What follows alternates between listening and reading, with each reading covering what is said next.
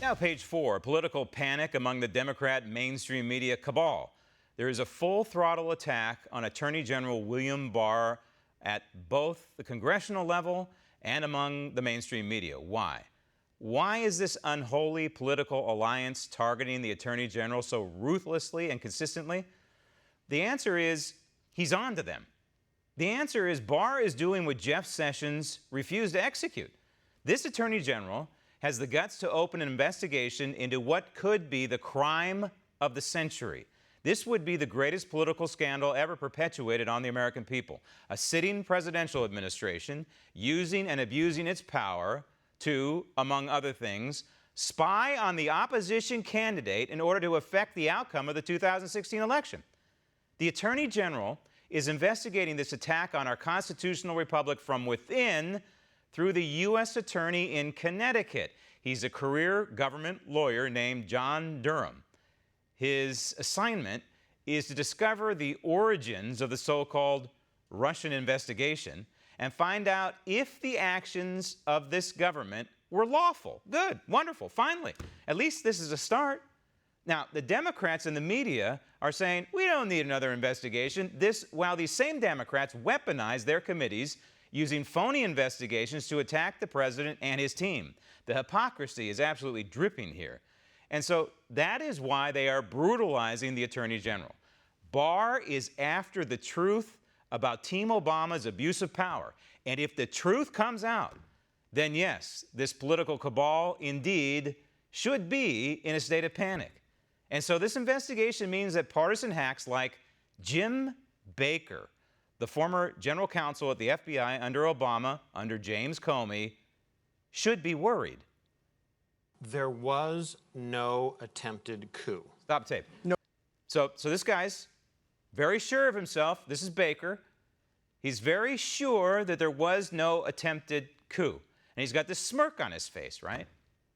Well, he was general counsel at the FBI during Obama and during the 2016 election cycle. So he was in the middle of all that was going on. He knew what was going on. You are looking at the face of collusion.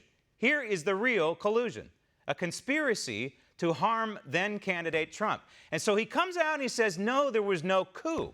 Well, technically, remember, he's a lawyer, right? Technically, he's correct.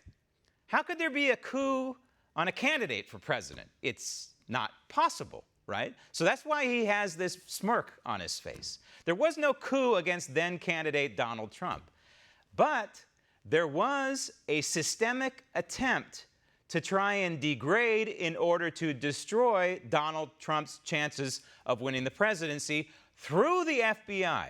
The FBI, certain portions of it, not all, but certain characters, certain bad actors like Peter Strzok, were weaponizing themselves in order to create this safety blanket, this safety valve, this insurance policy that they kept referencing in their text messaging to Andy McCabe, along with this guy, working together to try and figure out a way to prevent Donald Trump from winning the presidency.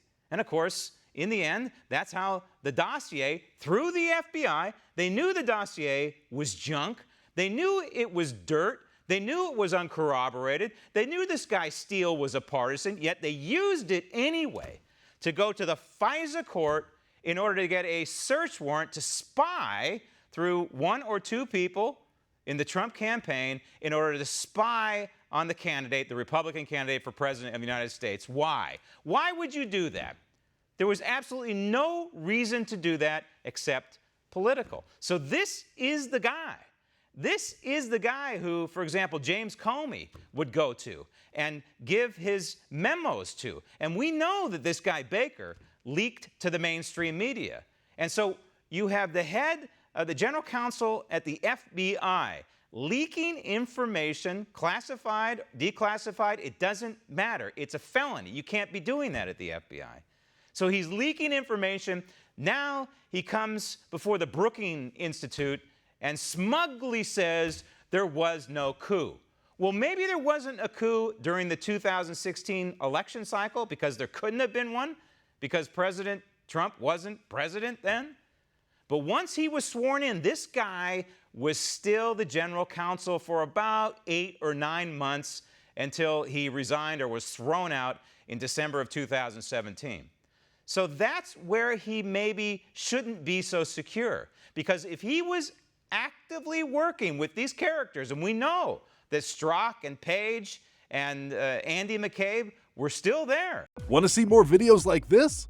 Click on the link below and subscribe to One America News on YouTube, and call your cable provider and kindly demand that One America News is added to your lineup. Call and subscribe today.